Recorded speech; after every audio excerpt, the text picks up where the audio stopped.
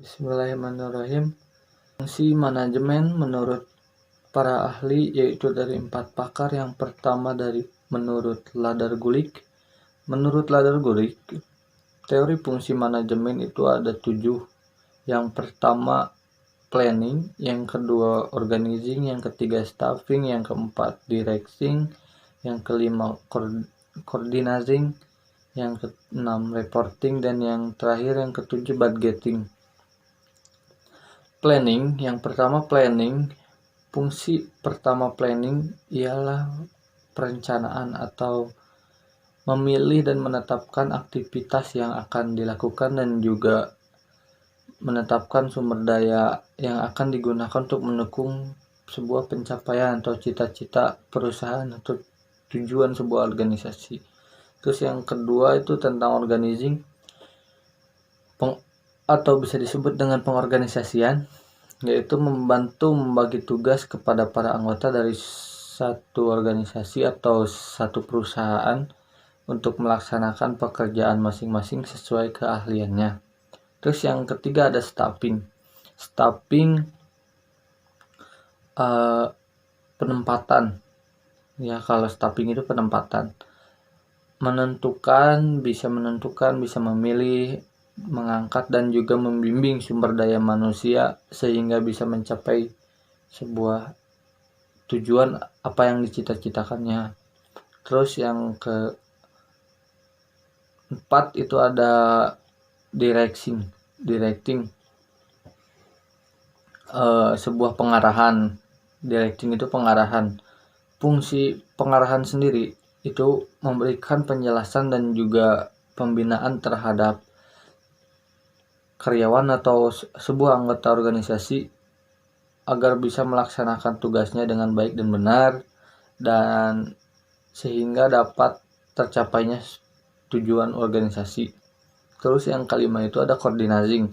Coordinating memiliki fungsi atau koordinasian memiliki fungsi melakukan kegiatan agar tidak terjadi kekosongan jadwal dan kekacauan dalam sebuah pekerjaan dengan cara menyelesaikan semua pekerjaan yang ada.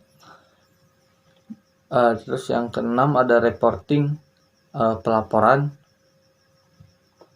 memberi informasi kepada manajer sehingga ia mengetahui atau di sebuah organisasi memberi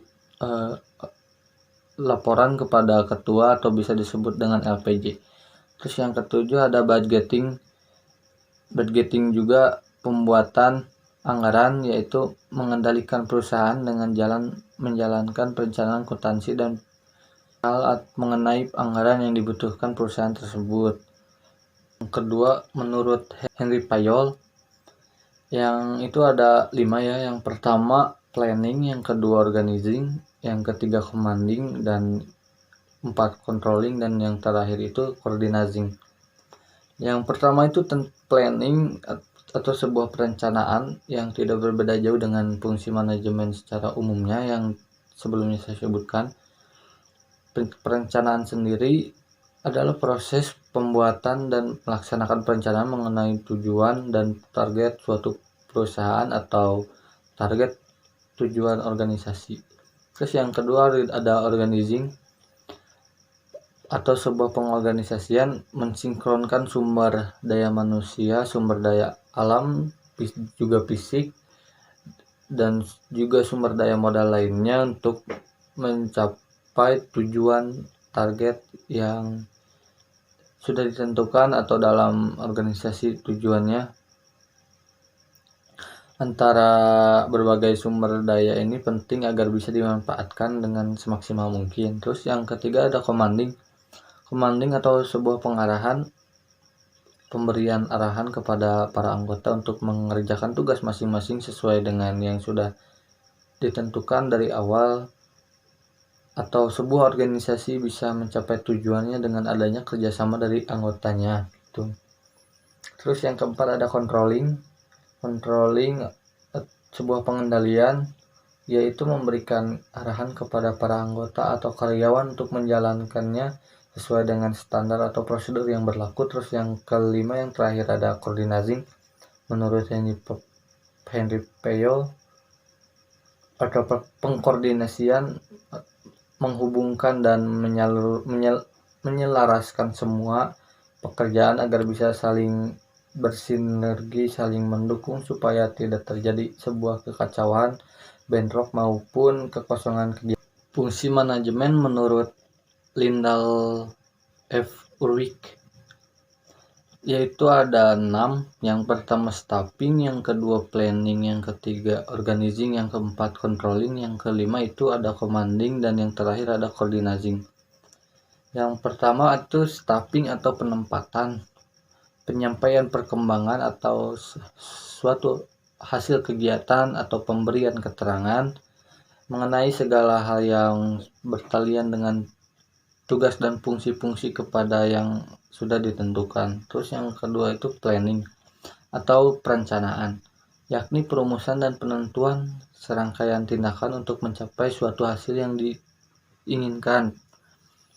Yang ketiga itu ada organizing, pengorganisasian, sebuah kegiatan bekerja sama dalam cara yang terstruktur untuk mencapai sasaran spesifik atau jumlah sasaran yang ingin sebuah organisasi dicapai.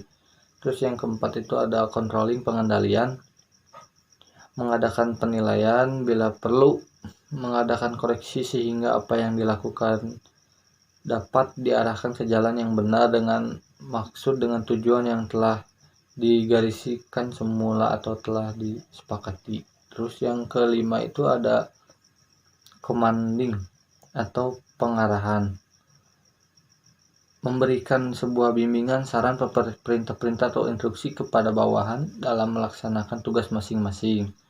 Yang keenam itu yang terakhir ada coordinating, yakni melakukan sebuah kegiatan agar tidak terjadi kekacauan dan kekosongan kegiatan dengan cara menyelaraskan pekerjaan bawahan sehingga terdapat kerjasama yang terarah dan terstruktur.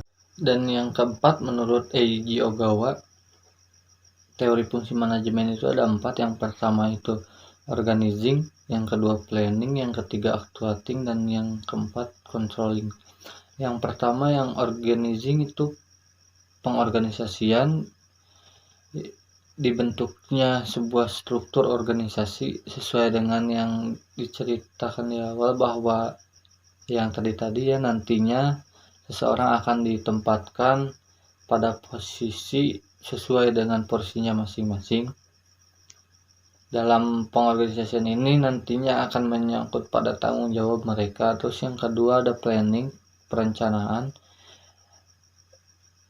Perencanaan ini dalam mengambil keputusan untuk melakukan sebuah proses atau kegiatan untuk mencapai tujuan. Terus ada actuating, merupakan relasi dari tahap 1 dan tahap kedua yaitu perencanaan dan pengorganisasian. Dalam pelaksanaan ini nantinya akan terbentuk upaya untuk mengadakan dan mengarahkan tenaga kerja sehingga tenaga kerja nantinya akan terdorong untuk melakukan pekerjaan yang baik. Terus yang terakhir controlling, untuk mengukur produktivitas dari tahap awal sampai tahap ketiga atau sampai tahap akhir. Semua tahap dan fungsi manajemen yang dilakukan tidak akan efektif apabila tidak dilakukan pengendalian ataupun pengawasan.